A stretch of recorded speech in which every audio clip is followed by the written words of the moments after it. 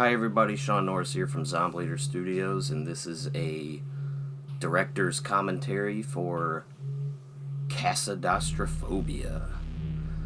This was our 2022 film release. We shot it in fall of 2021, so pretty much 2 years ago.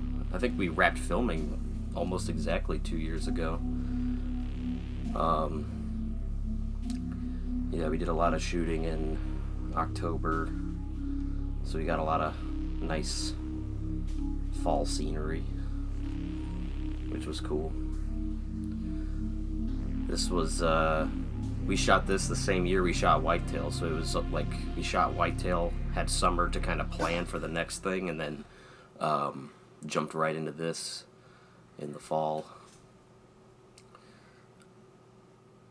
I think it's funny, the Jason Lives poster above his head, that was like unintentional, but you know, our main actor Jason here, his character does not live, I just can't ironically. Trust you. David is afraid of you.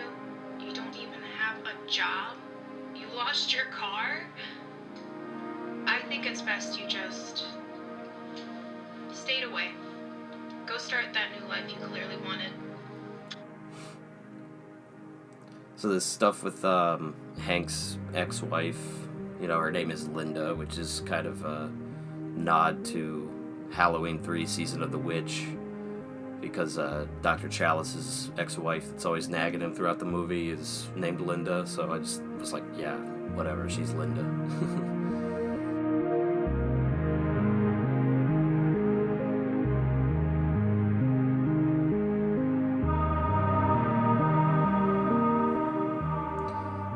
Everything filmed at this lake. This was a really interesting day of filming, because like for some reason this scene was the hardest to film of the whole movie, and it shouldn't have been. It was raining, which we were laughing at the fact that like it's raining, you can see the park bench is soaked. Thanks for meeting with me today, and Rob. this guy is just sure, sitting in the rain on this wet park bench, waiting for him, just so he can tell him he's not gonna get his job back. Disappeared for 5 months. Which is just really ridiculous, but we were all just kind of laughing about the concept of what this guy's doing. But it was raining, and it wasn't supposed to rain. It said it was. Even like the weather app said it wasn't raining, but it was.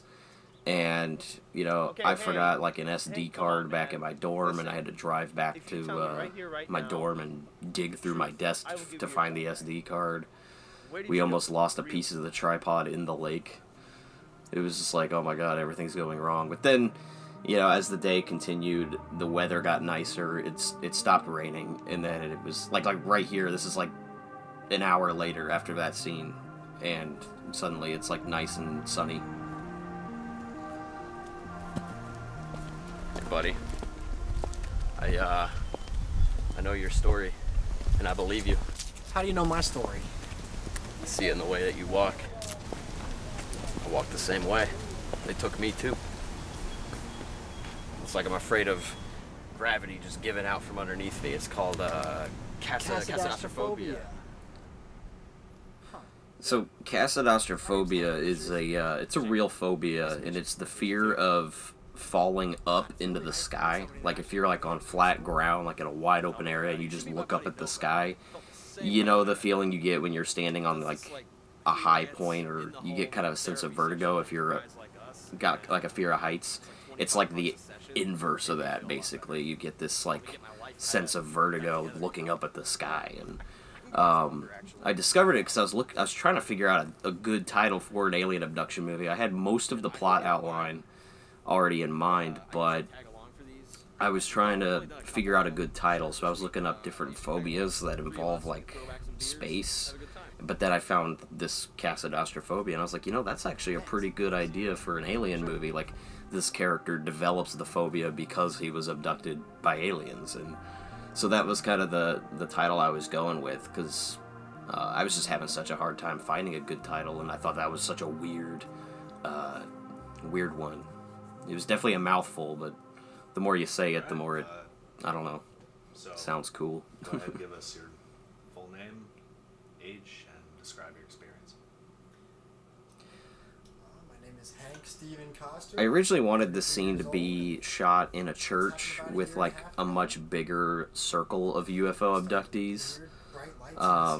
But with all the COVID restrictions that were still in place around this time of filming and just the budget and people's schedules, like it just didn't happen. So I was like, well, we'll just have this guy show up at his apartment and they'll talk about it. Some of them were wearing robes and some of them were completely unclothed. They were gray. And What did their hands look like, Hank? Shane, let him finish. I got it. The camera work for this scene was also really funny because we were bouncing back and forth between doing handheld shots that either I was doing, like I think I was doing the coverage of Jason here, and then anytime it was coverage of me, it was Andrew doing it, and then we just threw it on the tripod for the shots of all three of us. So like me and Andrew were just passing the camera back and forth to each other, and then to the tripod. People have described the same experience to me. You, Shane here, another guy. There's definitely something bigger going on here. But, as I always say, what happens here stays here. These meetings need to remain completely confidential. God, yeah, man, when you mentioned the fingers, it was like Vietnam flashbacks for me. That did it for me. Everything just sounded too damn familiar up to that point. To the point I interrupted you. Sorry, by the way. don't worry about it. I've never told anybody about this and had them believe me. I've lost my job, my wife, my son, my car. I'm about to lose my apartment because everybody thinks Jason was a lot of fun in this role because he's playing such a different character than he did in Whitetail, which Whitetail was his first time acting, like, ever. And we shot that pretty chronologically, and you can kind of see him become more comfortable and used to acting over the course of the film as it goes on. And then this film, he's already kind of used to it, and he's able to kind of play this more disturbed and, you know, thousand-yard stare having character, you know, who's got, he's seen some shit, you know, he's definitely messed up. Tomorrow, 10:30. Works for me. Me too. Oh yeah, let's do it. So this scene we actually shot, this was actually one of the last scenes we shot in the movie, and it was so cold. Like, it was freezing outside when we shot this scene. I think Christian, our sound guy, he was bundled up and wearing gloves, like winter gloves. Like, I'm talking snowman building gloves. And he was, like, shivering. And he was like, oh my god, can we please, like, take a break and go inside? I'm like, yeah, let's do it, because I was getting really cold, too. With that Novak guy. He's talked. Now I just follow and watch him. This scene, we were considering having Noah be in the dumpster, and, like, he hits him with the bag of garbage. And then he opens the slide door, and Noah's just in there, like, doing crack. Not actually, but obviously. But, we decided that was, like, tonally just too funny and silly and dumb, so we were like, yeah, let's just have him just kind of... He's just some weird guy who's hanging out by the dumpsters because he's stalking Shane, his former best friend. But, yeah, we definitely threw some silly ideas around on how to introduce this weird character of Randall.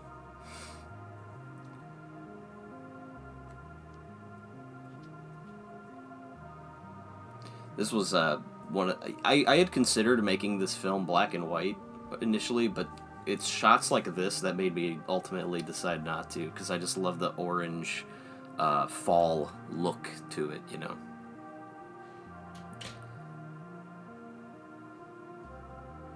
So these scenes in his apartment were shot in my dorm, but I had a super single dorm, so it had like a walk-in closet and a bathroom, so I was like, this could maybe pass as an apartment, maybe. I don't think it did very well, but it was all I really had to work with at the time. I wouldn't get too close to those guys. Shane's a backstabbing asshole, and there's something off with that Novak guy. keep watching your back. There's been a lot of helicopters, tanks, convoys, everywhere. Something's about to happen, and it's not gonna be good. So this part with the alien in the bathroom was inspired by the alien in the pantry in Signs, which is my favorite movie of all time, and that was a huge inspiration to this movie. But the alien here in the bathroom is played by myself, so it was fun to actually like suit up as an alien. I do regret having the hood up. I think it would have looked creepier without it.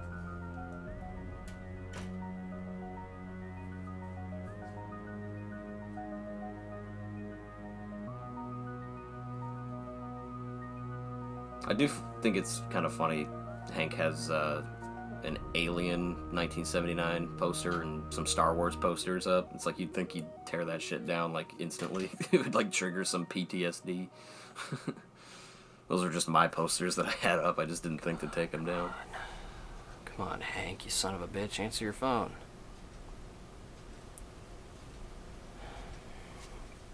The hell?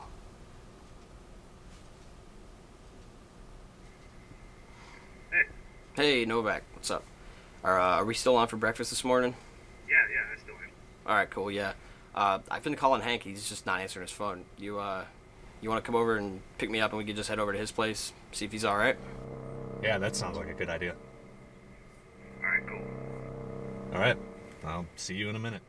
Alright, I'll see you in a bit. That's like a funny little gag, like he'll see me in a minute, and I was gonna try and edit it to where it's like exactly 1 minute to when he shows up, but it was a little less. I had the camera sitting on these like on our porch there, and so when he's walking, it like jiggles the camera. And I thought that would kind of make an intense effect. Let's go for a walk. So Novak, well, a lot of this movie is like inspired by Alfred Hitchcock's Vertigo. I wanted to do like, you know, because Casadastraphobia is sort of like inverted Vertigo, and so this character of Novak, he's, you know, not who he says he is. He's a spy or an agent, and so I named him after the love interest character in Vertigo, who's played by the actress Kim Novak, and so I thought that would be a fun little reference to Vertigo. This is the last goddamn time I'm gonna ask you. What is your full name? Shane Anthony Harper. This scene was such a pain in the ass to edit because it was so like I already told you. bright outside, so it was really overblown I'm not the bad guy. when we shot it, Right? It is us and versus it was kind of windy, so there was a lot of bad sound as well. There were some continuity errors. I ended up cutting about 5 minutes of this conversation out, and I actually think it worked out. And this ADR here I can't stand. I've not nailed down how to do ADR yet. Now this part is actually sort of based on something that happened with me and two of my friends my freshman year of high school. So we wanted to shoot this scene like a reenactment that you would see on one of those Travel Channel paranormal shows. So I just had myself and Noah. I just kind of embodied the two friends with Noah, basically, to recreate it. But it happened, the story happened on this trail that we're walking on here back in 2014.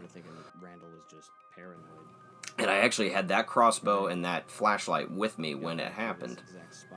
But basically, it went down exactly how this is going down so far. It was two of my friends and myself, and we were back on these trails. We've shot a lot of movies on these trails. You've probably seen them before in, like, the other movies.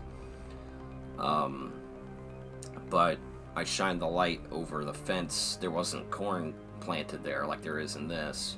It was beans. And I shined it across the fence into the woods, and me and two friends saw 4, like, humanoid-looking things standing there. and they were like walking, and they had really long fingers and stuff. So I based the aliens in this film off of those things that we saw that night. I don't know what they were. I don't know if they were people in costumes messing with us. I don't know if they were aliens or demons or what. Make sure we weren't followed. But they were definitely the inspiration for the aliens, and this scene was a recreation of that. Now, we didn't get abducted. I'll say that. We did not get abducted. This is just part of the movie. But the UFO that they saw just there, I based that off of a UFO I saw when I was a little kid. That has always kind of stayed in my memory. It was shaped like that, and so I recreated that with like a board that I cut holes in and put some like gel on the blue gel, like light gel on the back, and we just shined a flashlight across it really fast. Now this scene is in those two aliens here. That's me on the left, and then Christian on the right. So it's kind of funny because I'm on the table also. But we shot this scene in a TV studio on my college campus, and that's Christian right there, being all creepy as the alien. I was just laying on the floor like, here, do creepy stuff with your fingers. Metal. Think these little bastards are flying around in space, traveling galaxy to galaxy in a big chunk of metal? No. The way they travel, they found some way to put themselves inside of light. It's a big pocket of light that goes from galaxy to galaxy at light speed. It's just me rambling about my UFO theories. Are these things hostile? So that shot where I'm putting the sunglasses on, that was actually, I had to put that in reverse because there was never a shot of me putting the sunglasses back on. There was just a shot of me taking them off. And you can see here I'm wearing them. And so I'm like, oh my god, I need to get a shot of me putting them back on. So I had to insert that little reverse shot of me putting them back on. I'll be right over.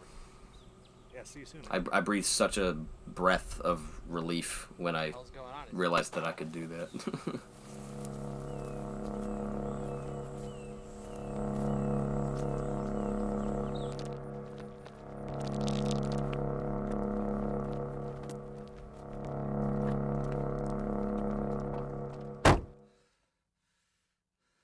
Fuck! Fuck, fuck, fuck, fuck, fuck!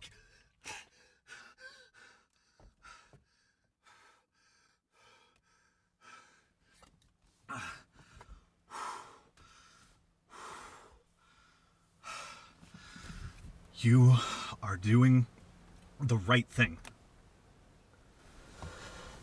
You're doing the right thing.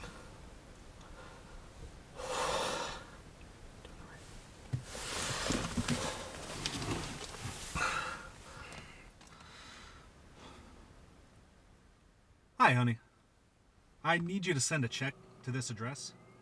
So this shot here, this was done in a classroom at college. It was actually the classroom that I had my first ever college class in. And we also shot Christian Peralta's newest film, Silence of the Dogs, in that same classroom. It's like Jade here, she was so cool. I was just like, I texted her. I was like, hey, do you want to film a really quick scene? And she's like, yeah, sure. And she just met us there, and we just shot those 2 shots, and that was it. So these guys, this is Task Force Eta, which is HETA, House of Extraterrestrial Activities. And we were going to do little patches with like the Greek symbol Eta to put on their jackets, but we didn't get around to it. Hitchcock to Kubrick. Do you have a visual on our Echo Tango yet? That's a negative, sir. So the location that they are at, we actually shot a lot of stuff there. Even back in like Slender Into the Void and Proxy War, we shot scenes right in that little patch of woods.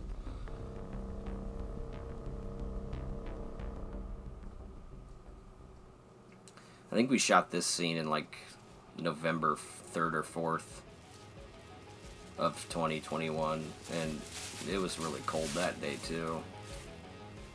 And I remember we were getting fake blood all over our hands, and it felt like our fingers were getting like frostbite because of how cold and wet our hands were.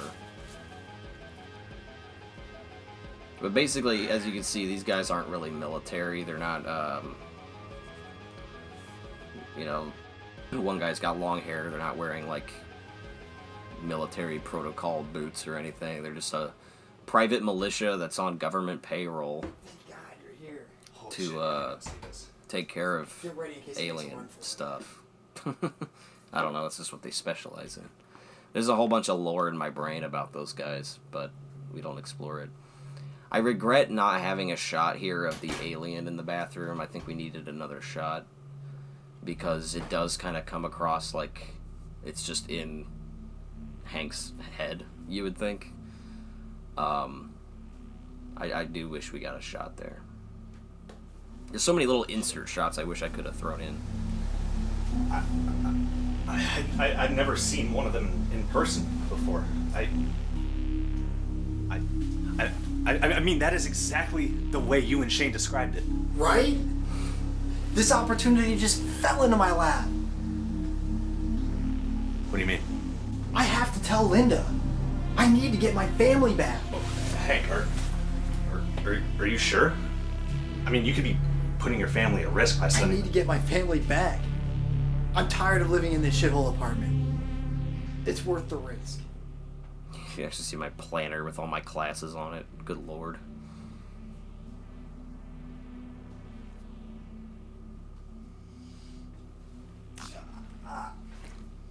So I think right there, Jason's neck, like, kind of popped, sort of, like a bone popped. It didn't break or anything. It just kind of, he had like a, like when you crack your neck or whatever. And he was just like, ow. So here I wanted to make it, like, ambiguous. Like, does Novak die? Does he get abducted? Does he kidnap this alien? Like, what happens? We'll never really know. It's just like one of those things where it's confidential. You never know what happened to the guy. And I haven't even decided what's happened to the guy. He's just not there when this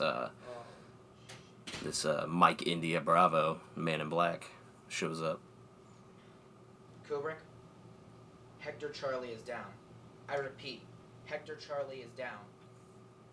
It's funny here, he turns the doorknob even though it's already open, which I didn't really notice at first when I was filming or editing. And I was like, yeah, that was a very Dylan thing to do. It was my shower in my dorm.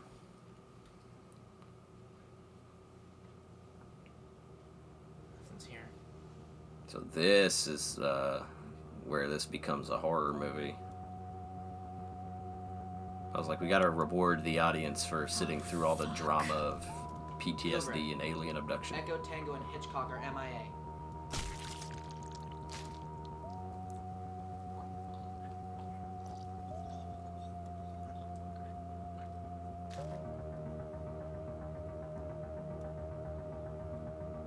Oh shit! Got Christian there being an action hero with Jake.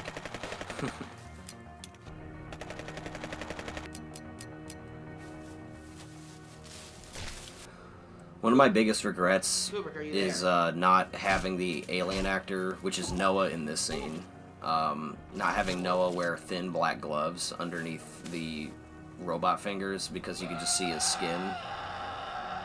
And the reason I didn't care in the moment is because I was still considering making this a black and white film, so it wouldn't have mattered.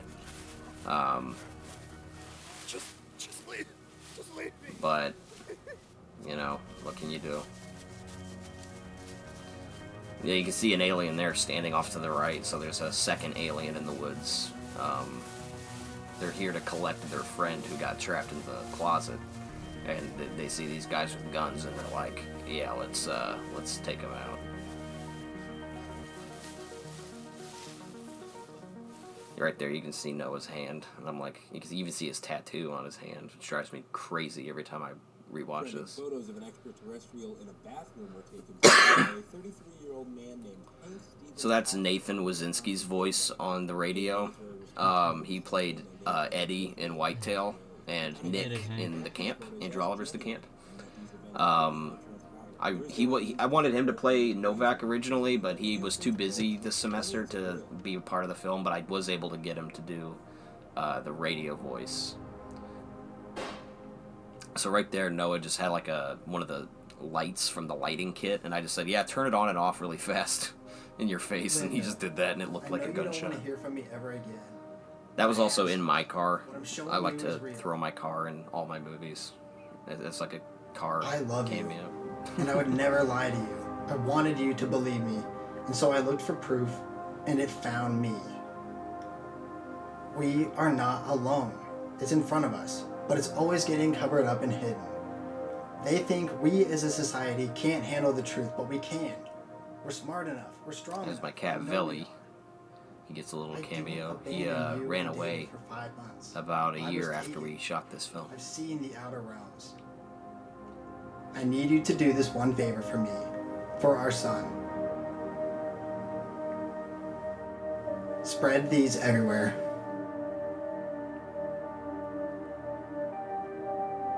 I'm not crazy. So basically, you know, the bittersweet ending here, the world knows about aliens now, like it's been revealed to the public, but the government still is covering up the death of Hank. They'll like make him out to be a hero. They're saying the aliens killed him, even though they killed him. But, you know, he'll become a national, like, hero, pretty much, as this whistleblower for alien life.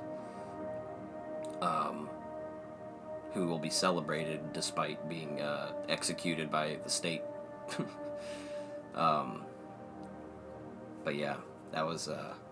yeah, me and Jason Houts, we came up with this story at work.